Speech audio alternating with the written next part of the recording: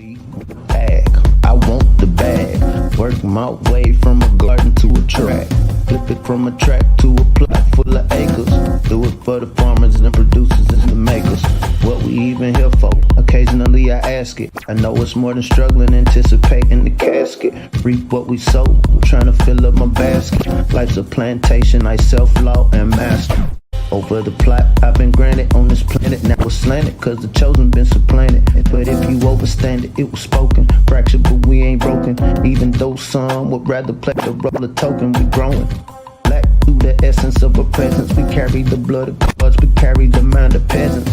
Rich black gardens, future look more like Eden. Multiply seeds like the seed banks in Sweden. Rep my planners on plan according to season. B1 code, switching it up is treason. Black power, family what we eat. Either we get fed or we feed. B1AG.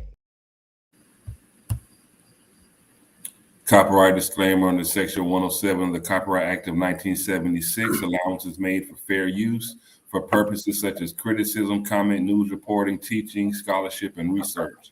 Fair use is a use permitted by copyright statute that might otherwise be infringing. Nonprofit, educational, or personal use tips the balance in favor of fair use. What's going on? What's going on? What's going on? Welcome back to B1AG. I'm John Henry Harris, and we also have Farmer Brown, the MC. Today, we're going to talk about a great story from NBA star, future Hall of Famer Steph Curry and his wife Ayesha. Now, they found a very creative way to not only engage with underserved students and children, but also to promote healthy food options, education, reading, as well as providing meals for underserved communities. So that's what we're going to talk about today. Steph and Ayesha Curry, they get creative to feed, teach, and engage children. Now, as you know, here at B1AG, this is really, as far as engaging children, educating them, and especially about agriculture and food, this is the underlying linchpin in why we do what we do. You know, we want to really get them educated about the foods that they eat, let them know they can grow it themselves, all the opportunities that are available in agriculture when you're talking about entrepreneurship as well as education. But Steph and Ayesha Curry, they're actually doing something great, and we're going to highlight that today. So, Farmer Brown, what do you got to say about this, Steph and Ayesha Curry? First, I'd just like to say peace to the B1 family. Hope everybody's doing well. We've had a very interesting week this last week.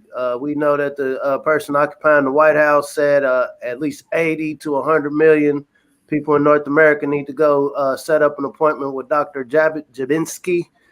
And, you know, there's a lot of negative energy going on right now. There's a lot of fear. Some of the fear is rational and some of it is irrational. But when we see stories like this gives me hope. You know, this makes me optimistic. We know that athletes, especially when we think about our young children, this is who influenced them.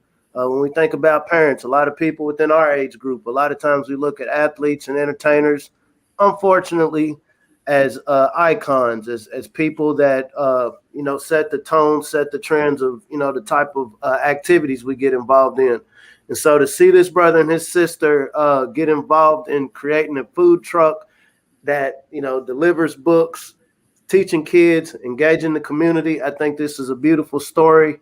And not only a story, but I think this is a great model to dig a little deeper into as we try to figure out some different ways to address the events that we see unfolding before our eyes.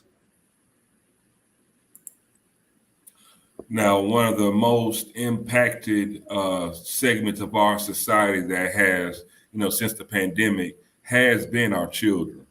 You know, they've been out of school, they've been away from their friends, they've been away from doing just normal kid activities. You know, we've all been restricted from social activities in a lot of ways. However, Steph and Ayesha Curry found a very creative way to deal with this. And I'd like to show you with this video. We are here for the Workday Charity Classic. All of this to support Eat, Learn, Play, a foundation that you started to help unlock the potential of every child. And I know that you both are really personally involved. You go out and work in the community. From what you've seen, pre and post pandemic, how is it taking a toll on kids out there, taking a toll on their development? I mean, the pillars that we've identified in our foundation to create that well-rounded experience and, like you said, unlock the potential for them. The pandemic only increased that need exponentially, and it's sad to think about knowing how many meals we've been able to distribute since April of 2020. Had we not been capable of springing into action and aligning with the partners that we did, and that we're over 17 million meals to date. It's alarming to think about, but it's also awesome to know that we've figured out a way to be efficient and to support the community that needs it, and opportunities like this to continue to raise awareness and raise money and stay on that mission is important, because the pandemic those effects are going to continue to last for a while, and so we're trying to do our part. Yeah, and a bigger effect that maybe isn't in the forefront of people's minds now as we're entering this new school year is literacy. So this is a new pillar that we're unlocking when it comes to our Learn pillar, and especially in the Oakland community, 19% of Black students and 24% of Latinx students are reading at grade level, and that's it. And so for us, going with that gap year, I'll call it, that we all had, making sure that the kids are, building upon those literacy skills, and we're increasing the statistics and seeing change for these kids, I think is one of the most important things right now. So this bus will serve underserved children and families. There's a food pantry on one side. There's a library on the other side. There are some basketball hoops. When this hits the streets of Oakland, what impact do you want this to have? I want excitement. Exactly.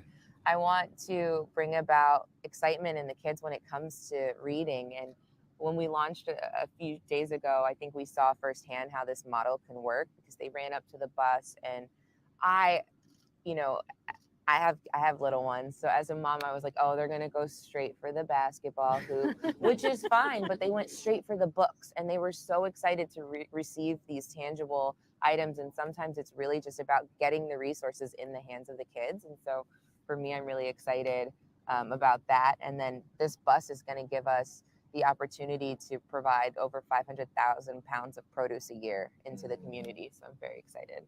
There are some warriors here.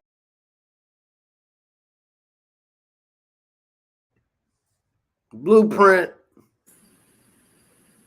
Yes. Now they're talking about over 500,000 pounds of produce being brought into underserved communities to give to kids. That's just Oakland. That's just in Oakland. Now, since they started in April 2020, they've given out 17 million meals. Now, if you ain't talking about feeding the block, that's feeding the block. Oh, the dope boys go crazy. When you think about influencers, and so why does that work? Making it practical for this B1AG conversation. He's somebody obviously that people know. People know him from playing ball. And so that's his social credibility. When we think about every community around North America, especially in the B1 communities, there are people that people look up to. If this bruh shows up and he's doing something cool, I'm there. If this sister shows up, she might have the hair shop, but hey, she's got X amount of hours. They got this cool bus that a group of caring community members, practice cooperative economics and went in on. I'm showing up, and you're able to distribute these meals. 500,000 pounds isn't a short order, and guess what? Somebody has to grow that. Here at B1AG, our focus is around agriculture. When we try to think about ways, how can we make it rain on our Black producers? We know we have all the reason in the world to really focus on this. Like I said, there's a lot of changes happening. I think we got 75 days. So there's going to be a lot of food security issues on top of, if there's these issues going on with school where a lot of students might be stuck at home. we did a report a few days ago where a lot of the students at the schools around the country aren't able to get their lunch meals just because the wholesalers, they don't have the capacity to distribute it to the schools. And so a lot of parents are being forced to either have to prepare the lunch at home or the kids don't eat. And so when we think about, getting codified, what are some very specific action items? We can say, yeah, we want to feed the hungry and leave it at that and then go back to our normal lives. Or we can say feed the kids who need food in these specific areas. If we know Oakland, he served 500,000 pounds in Oakland. Well, think about it. You got Chicago, you got New York, you got Florida, you got Houston, you got the Carolinas, you got the Midwest. And so we have locations where we know the melanated family is. One of the statistics we keep stressing, and I think Brud told me this earlier, melanated families are 4 times more likely to be in a food desert. Why does this happen? Because only 8% of what we classify as Black Americans live within a zip code with the grocery store. Versus if you want to put in a perspective, 31% of white Americans live around a grocery store. This is why we're 4 times more likely to go hungry. So once again, I think the dope thing about this bus is it's mobile.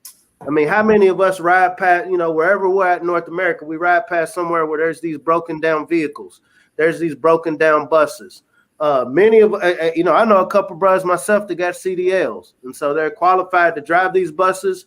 And so obviously everybody ain't got Steph Curry money. He did mention that he works with some partners. These partners do exist, but I've been on this Tariq Nasheed thing. I was amazed at what he did in galvanizing the melanated community to put $1 million in a month to start a museum. And so how dope would it be if we can codify around this is literally a mobile learning unit. They were talking about books, and so I think about all the authors. I got a couple books of my own I would love to have featured on a mobile unit like this. So think about the authors, medicines, right? Vitamins. Think about the herbalists. Think about the value-added product creators. Think about the artists, right? We have artists within all these communities that could design these buses. Let's get real specific. So right now in North America, there's 32,000. There's 32,287 food truck businesses as of 2021, 32,287. That is a 12% rise from 2020, right? This is just food trucks. These are people focused around food. And so once again, taking this model that Steph Curry and his wife have put together, okay, now how do we partner these food trucks, get some of these broken down buses? I know we got some mechanics in every hood across America that can, put something together and make it do what it do. And so you match these food trucks with mobile learning units. And so on each of these trucks, so that I know they said they had basketball goals, just cool activities. One of the things we have here at B1AG is virtual learning modules. We know a lot of times, like I said, to engage the kids got to see people that they resonate with. They got to see people that they feel like, okay, you're not here just trying to get some numbers. You're not here just trying to make yourself look good. Like, no, you got to get people that care. And this is why this has to be done on a communal level.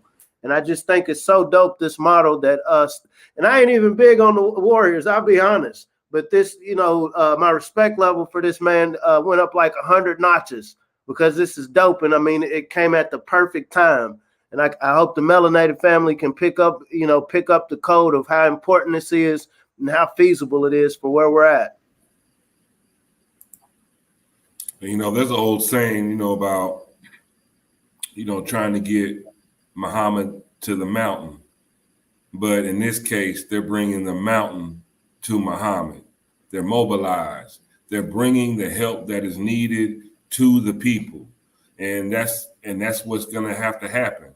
We're going to have to bring the educational services to the people where they're at. We're going to have to bring this food, this produce, this healthy food options. We're going to have to bring them to the people in the hood, in these food deserts, if we're going to really feed them, we're going to really engage with them. If we want them to be more involved in the community, if we want them to really learn, we're going to have to take the resources to them, just take it to them and expose them to it. In my mind, it's priceless. It's priceless what can happen if we can get more people thinking like this, get more of these kinds of buses to deliver food, education, and any other kind of wellness services to the people. Let's do it. And again, and for those that can do it, not only is it a charitable service, it also can be an entrepreneurial opportunity as well. And the dope boys go crazy. So altruism, obviously, in the time we're coming into, and so we know 70% of the melanated community right now isn't too keen on setting up an appointment with Dr. Jabinski. And so whatever side of the fence you are with that, that's still going to affect millions of melanated people across the country. Out of these millions, there's millions of children who are going to be affected by whatever decision on either side that parent makes. And so what this means is, okay, we're going to have a lot of people that's going to need to figure something out about food. And so, but even if you're not wanting to come at it from an altruistic standpoint, you're just trying to look for profit. And so according to Business Insider, and this is just on the food truck, the food truck industry is valued at $856 million. This is in 2015, and this is projected to increase 140 million by 2020.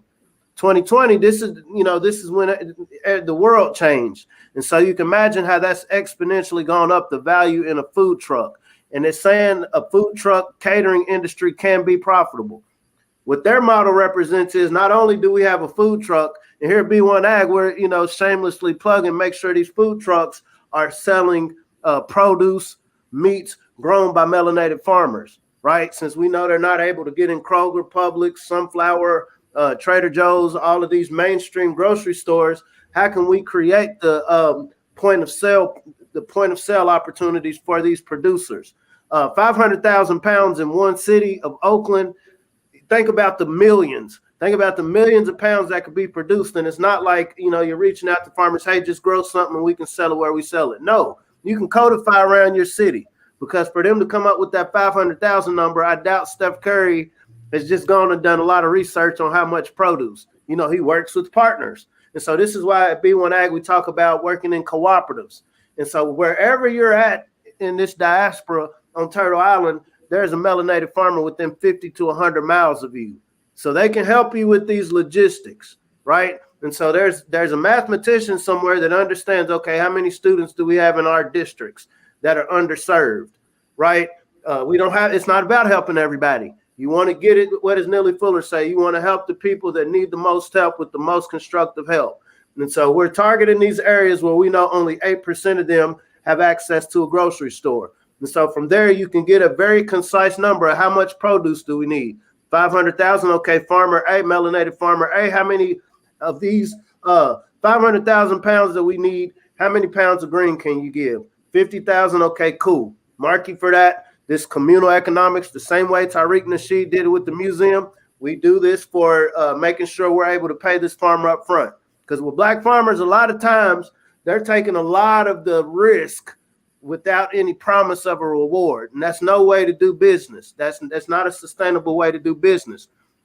One of the reasons is not to say that, there are some parts of the country where people do value the Black farmers, but overall, let's just be honest. Athletes, entertainers get, people that have flashy things get more of the black dollar, so to speak. And so if you can have some very specific items, very specific numbers for farmers, professionals, mathematicians, financiers involved, and we know we need X amount of produce to get to this specific location. This is where your engineers, this is where your carpenters come in. So, okay, because the bus he has, I imagine they're not just storing the food on there overnight. There's a hub somewhere in Oakland or multiple hubs where he's going to get the food. They had a farmer come in to bring the food, and then they bring it to the hub. It's stored there for X amount of days. They put it on this food. Okay, we're going to make a run to this zip code, this zip code. And so basically what this boils down to is how do we codify this same move wherever we're at? Working with somebody that already has a food truck. We have local chefs that aren't able to get into high-end restaurants. They're not able to get the same opportunities to get their own kitchen. And so this is a way to get these commissary kitchens popping. these pre-prepared meals. So he said they serve 17 million meals. Like you said, feeding the block. And so all of this can be doable. All of this is very doable. And like I said, you brought this up to me today, bro. And I'm just like, wow, like this is literally it. This is what this looks like. And on this truck, okay, we're in a tech age where it's nothing to put a big screen up on this truck, up on this van, up on this bus, and have educational models. Have people like Corey Goo What It Do playing on there doing gardening. Having sessions and demos with Ron Finley doing gangster gardening. Have a promo of Let Farmer 73 talking about how to do an apartment garden. Have some of those B1AG interactive education models popping while you're serving these meals that was sourced by melanated farmers. On the other end, you're going to have these books and other products. But it's literally taking the store to the people. And the point that I was making, this is a business. This is every bit of agriculture. You're creating a unique way to get the product to the consumer. We know in the melanated community, we spend more money and burn more gas going to get healthy food. And so what we know about a crisis is whoever can have a solution to a crisis, that becomes profitable. The Rockefellers, Carnegies, Vanderbilts, they realize, okay, we're in a country, this is in the 1920s. We're in a country where people want to get around. How can they get around? I'm going to holler at my boy Ford. He got this vehicle. Okay, this vehicle's cool, but how is this vehicle going to get powered? And so one of these people, the oil barons, came up with, okay, oil. Where do we get this oil? And this is why we end up on all these conflicts. But point being, there was a problem, and they had a solution. We're gonna process this oil into gasoline that fuels these vehicles that Ford came up with. So now people can get, move out and about, and they've literally created $1 trillion business. Applying this same mindset, and I imagine they got a lot of ideas from the melanated people. We know George Washington Carver was a big part of why Ford worked, right? And so if we can refocus a critical mass of us to really get codified around what does this future of food systems look like? What does this future of education look like? Once again, shameless plug, we need to teach our kids how to produce food, produce businesses. And all of this can be done by taking the education to the kids. Just in case you're in a household where you don't want to go meet with Dr. Jabinski. Okay, we can bring it to you. We can manage this where you're socially distanced. This is, have a little truck stand on the van where you can set out chairs. You have mobile classrooms. These are all ideas that, obviously Steph Curry proves that this can be done. It's a wonderful story. Great. Putting these great ideas into action. And that's what's most important is they put it into action. Because actually this bus that they use, these are things that me and Farmer Brown, we've talked about for years. We've talked about and theorized and say, yeah, it'd be cool if we could do this and that and that. But Steph Curry, even though we weren't privy to talk to him or share these ideas with him, it happened anyway. So here at B1AG, we're going to continue to brainstorm. We're going to continue to find ways to feed the people, educate the people, and just bring an overall better well-being to our communities. And hopefully, that these thoughts and ideas will continue to float around the universe and come into fruition. Because we all got to eat, y'all. We all have to eat. And we can't forget that. And we don't need to be eating Smurf berries or Soylent Green or, whatever else they are trying to force us to ingest. We need to have our great, healthy foods, organic, grown, that we've known. And, not just eating something with 14 syllables in it, something that's hard to pronounce. And most of us aren't going to be in Congress and be congressional aides and be exempt from meeting with Dr. Jabinski. They're exempt. If you're up there in the upper echelon, you're exempt from these appointments. But saying that to say, we're in some serious time, and there's a 75-day window. We saying that, in 75 days, we're going to get these trucks popping and these vans and education buses popping. No, not at all. But I tend to believe no human being has the power to end the world. People try to destroy, but I believe that there's more power in building. And like I said, it's one thing having ideas, but seeing is believing. This is a model. Even if you're not into agriculture, even if you're not into growing, and you're just somebody around the hood that people respect and look up to. Social acceptance is one of the components of sustainability. It's energy efficient. It doesn't destroy the environment, and it's socially accepted by people. People agree that, yeah, this is something we want. And so once again, when we're thinking about ways to engage the community, because this is an all hands on deck operation, family. This ain't just the scientists and specialists and smart people and academics. This is every component of any hood that we find ourselves in. It's not to say that all melanated people are in hoods, but hey, it don't matter how much money you got. We see that, okay, you could lose your job if there's so many things that's changing before our eyes. I don't want to digress too far away from this wonderful story, but we were talking before we started this podcast. There's been some very awkward conversations going on with loved ones, with family members, and it's very frustrating how this dichotomy, how this wedge has been put not only in the nation but even within our communities. There are some households that are normally loving, but hey, if you didn't have this appointment, then you can't come in this house. Why? Well, why do I have to have this? There's a lot of these negative conversations going on, and negative is going to be negative. And so it's like, once again, here at B1AG, we try to think about what are some positive solutions. There's no such thing as one silver bullet that's going to fix everything, but we understand that we all, regardless of what side of the fence you are, with all of these natural and unnatural wedges that's being put in the community, we all have to eat. And so the degree that we're able to come up with codified ways to produce this food, not only produce it, store it, and then distribute it to the people that need food. There's 90 million people in North America, so we know we'll never run out of people that need to eat in the melanated community. So we know, I think, 2 out of 5 households in the melanated community are food insecure, meaning that, okay, I don't know if I'm going to eat today. I don't know if I'm going to get my daily nutrition today. And so this is a very tangible goal for all of us to push towards. It's fine to have our disagreements in political in the political realm, but there's the one thing that we can't agree on is, regardless of what's going on, especially if you're going to fire all these people, if they say no, they're not meeting Jabinski, we can at least feed them. Because I thought all of this was about, we want to help our fellow man. We want to, what did your vice president say? The righteous thing to do is to look out for your neighbor.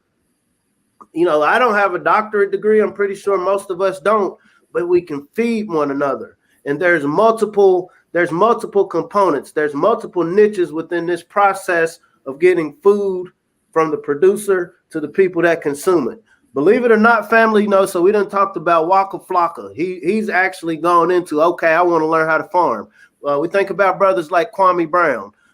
He's on his tractor. He's whipping it up. Just by him talking about that is brought to people's mind. That has enlightened people that, okay, this is a lifestyle that people can take on. We think about Bootsy. He's talked about getting land. We think about Jay-Z. He's invested in plant-based chicken nuggets with Nugs. We think about people like Rick Ross, ag marketing. Okay, yeah, we have a shortage on chicken wings, so I'm gonna promote chicken thighs. We talk about RZA in the biodegradable jackets. We have a lot of brothers and sisters right now who are filling legitimate, real niches within agriculture, getting food from the ground to the people that eat it. Whether it's in different forms as a value-added product, whether it's as fiber that you wear, they're using their brands, they're using their niches, they're using whatever social capital they have to make this process happen. So what I'm saying is, you don't have to be Steph Curry to make this happen. I know this year in Lexington, so I taught more than 300 kids how to start a garden this year, and this is with literally no budget. This is just getting the materials, and we'll talk about that a little later maybe. It's getting the materials, meeting up with the teachers, working with some of these summer programs, and going in teaching. And in my mind, I'm like, man, if I had the social capital of a Steph Curry or just one of the hood stars in any random hood across America, how many more kids you can reach? Because the kids look to the hood stars. I don't know if it was you I was talking to. The streets got a much better marketing plan than those of us that say we care and really want to uplift our community. And so how good, how codified, how dope would it be if we can really come up with a consolidated code of we just want to make sure people are eating, and you can hash your differences out after you've eaten, after we've educated you where you're at. We're bringing it to you. We have options, family, and we're in our finest hour. And I just wanted to show everyone, this is what the bus looks like. This is the actual bus, the Eat, Learn, Play bus. You see, it does have a TV screen on the side. It's colorful. It comes up. They got speakers all over it, blasting music. It distributes the food on one side. On the other side, there's also, that's where they distribute the books to the kids, where they can actually take the books home with them to read. And there's also basketball goals. So it's a wonderful, absolutely wonderful, wonderful thing that Steph Curry and Ayesha Curry are embarking on. And it is something that can be replicated wherever you're at. And think about if we had a fleet of 1,000 of these buses. Just think about how many children can be fed. Think about how many children can be given books, how much promotion of literacy that can happen. Just think about how much information that can be given along with nutrition, feeding their mind, bodies, and souls, engaging with them, making sure that they feel important, making sure that they feel wanted, making sure that these kids feel somebody cares.